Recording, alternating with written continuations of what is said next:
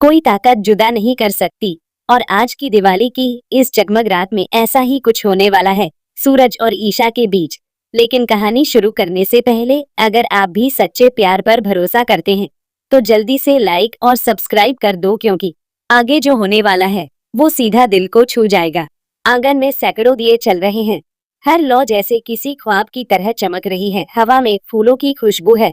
आरती की घंटियां बज रही हैं और उसी रोशनी में ईशा का चेहरा दमक रहा है, जैसे पूरी दिवाली उसी के नाम हो। सूरज उसे देखता है, आंखों में ठहराव और दिल में तूफान। उसकी हर सांस बस एक ही बात कह रही है ईशा तो ही मेरी दुनिया है। ईशा थाली संभालते हुए एक पल को ऊपर देखती है और दोनों की नजरें टकरा जाती है। उस एक पल में सब कुछ थम जाता है। शोर भीड़ वक्त बस उनके बीच की धड़कने बोलती है। आरती खत्म होती है, सब लोग ताली बजाते है, पर सूरज का दिल अब आरती की थाली से ज्यादा तेज चल रहा है। वह खुद से बुदबुदाता है, अब या कभी नहीं, आज अपनी बात कहनी ही होगी। सूरज धीरे धीरे ईशा की ओर बढ़ता है। ईशा, मैं तुमसे कुछ कहना चाहता हूँ। ईशा मुस्कुराती है। इतना सीरियस क्यों लग रहे हो सूरज, क्या राज है? सूरज बोलने ही वाला होता है कि तभी ब्याह धमकती है। ईशा, सब मिठाई बांट रहे हैं और तुम यहाँ खड़ी हो, चलो। ईशा झिझकते हुए चली जाती है। सूरज वहीं ठहर जाता है। उसकी आंखों में आभार नहीं, बस इरादा है। तभी अचानक लाइट चली जाती है। पूरा आंगन अंधेरे में डूब जाता है। बस्तियों की झिलमिल और ईशा की धीमी सांसें। सूरज धीरे से कहता है, ईशा, मैं तुमसे बहुत प्यार करता हूँ। तुम मेरे दिल की धड़कन है। तो वह ख्वाहिश है जो मैं हर जन्म में मांगूंगा।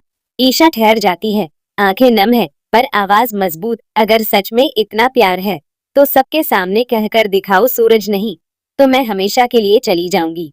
इतना कहकर वह पलट जाती है। सूरज की आंखों में अब डर नहीं, सिर्फ एक ज्वाला जल रही है, अपने प्यार को सच साबित करने की। दोस्तों, अब कहानी असली मोड़ पर पहुंच चुकी है। अगर आपको लग रहा है कि अब कुछ बड़ा होने वाला है तो जल्दी से लाइक और सब्सक्राइब करना मत भूलना। अगली सुबह सूरज मंदिर पहुंचता है। सुबह की रोशनी में उसका चेहरा शांत है, पर दिल में तूफान। भगवान के सामने हाथ जोड़कर कहता है, प्रभु, मैंने आपसे ब्रह्मचर्य का व्रत लिया था, लेकिन आज मेरा दिल उस व्रत से बड़ा हो गया है। आज मैं किसी मोह में नहीं, एक सच्चे रिश्ते में बंधना चाहता हूँ। ईशा के साथ मंदिर की घंटियां गूंजने लगती हैं, जैसे भगवान ने उसकी सच्चाई को स्वीकार कर लिया हो। सूरज सीधे ईशा के घर की ओर बढ़ता है। ईशा खिड़की के पास बैठी है, आंखों में आंसू और दिल में उम्मीद का सागर। सूरज उसके पास जाकर कहता है, अब तुम मेरी जिम्मेदारी नहीं, मेरी जिंदगी हुई। सा तुम्हारे बिना मैं अधूरा हूँ। ईशा उसकी आंखों में झांकते हैं और एक पल में सब कुछ कह देती है।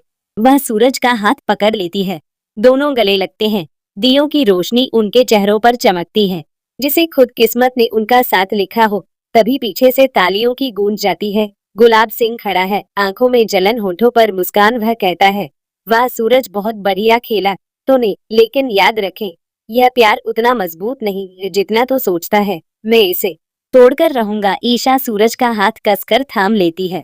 जब डरता नहीं, बस मुस्कुराता है। गुलाब सिंह, प्यार को तोड़ने की ताकत किसी के पास नहीं, ये आग है जो रोकने वालों को भी जला देती है। गुलाब सिंह हंसता है, पर उसकी आंखों में गुस्सा है। और दोस्तों, यहीं से शुरू होती है प्यार बनाम नफरत की असली लड़ाई। अब देखना यह है कि क्या सूरज और ईशा का प्यार जीत पाएगा या गुलाब से।